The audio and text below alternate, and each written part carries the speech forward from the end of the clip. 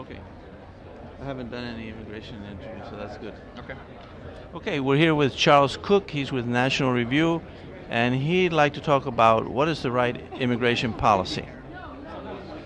Well, I've just written a book called The Conservatarian Manifesto, which is out in a couple of weeks, and this is one of the topics I address because it really is a cleavage between libertarians and conservatives. And on this question, I think broadly that the conservatives have it right. The libertarian position, and I hope I'm not misrepresenting it, but leans more toward open borders. It certainly leans more toward an amnesty because it is believed that any controls of labor are anti-free market, and that the best way of hurting or possibly destroying the welfare state is to see an influx of new labor and new, if not Americans, new residents. I think this is wishful thinking for a couple of reasons. The first is that whether we like it or not, the United States has a considerable welfare state. Now, Milton Friedman famously said that you can either have free immigration or you can have a welfare state, but you can't have both.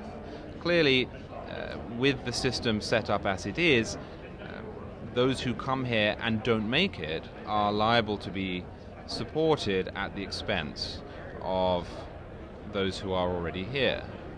Well, let's talk about that a second. Okay. So wouldn't the solution be to get rid of the welfare state, and then you could have a more rational immigration policy? So what about that idea? Yes and no. So the yes part of it is that I would be entirely open to what you've just suggested, but it hasn't happened yet.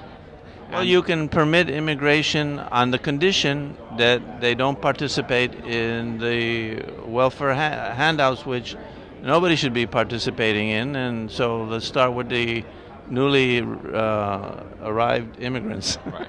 No, and I understand that, and I'll come to the second point, which addresses that. But the first point is, as so often, this is my main criticism of libertarians, and I am one in many ways, but the cart is put before the horse. Until such time as the welfare system as it exists, and indeed the government as it exists, we have today so many permitting processes, visibility guarantees that we didn't have in 1900. Driver's licenses, concealed carry permits, we have an income tax, we have a healthcare mandate.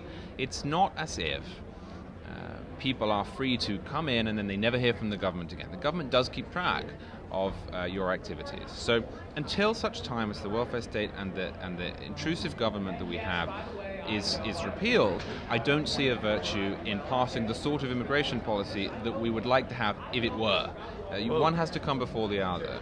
But isn't it a simple solution for it to be conditional? In other words, you reform legal immigration, make it rational, so that people can come like they used to America. Right.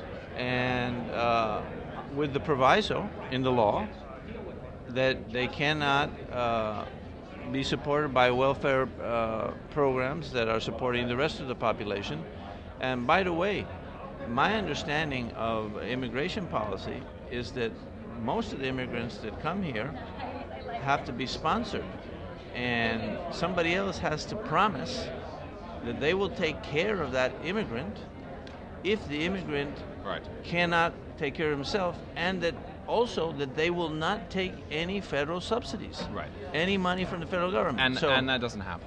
Look, well, but it's a matter of enforcing that. Well, it's not, because there is no appetite in the United States for the sort of sink or swim attitude that obtained in the late 19th century. We are just not, we're not happy to accept people being in the country and being denied help. But That's not the political culture that we have. But there is a political culture to let them starve outside the United States?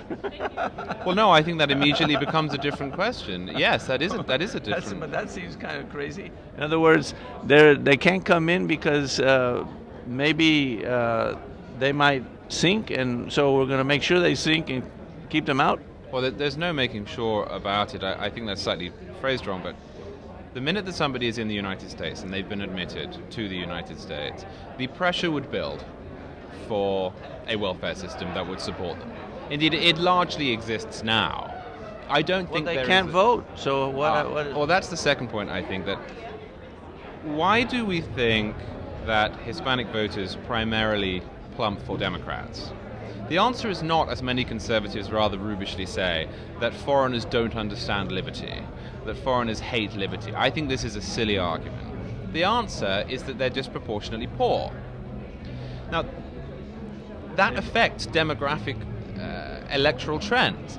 If you deliberately permit people to enter the country who are disproportionately poor, they are going to change the government. They're going to change the way in which one citizen relates to another. But I was suggesting that we let them in on these conditions and that we enforce these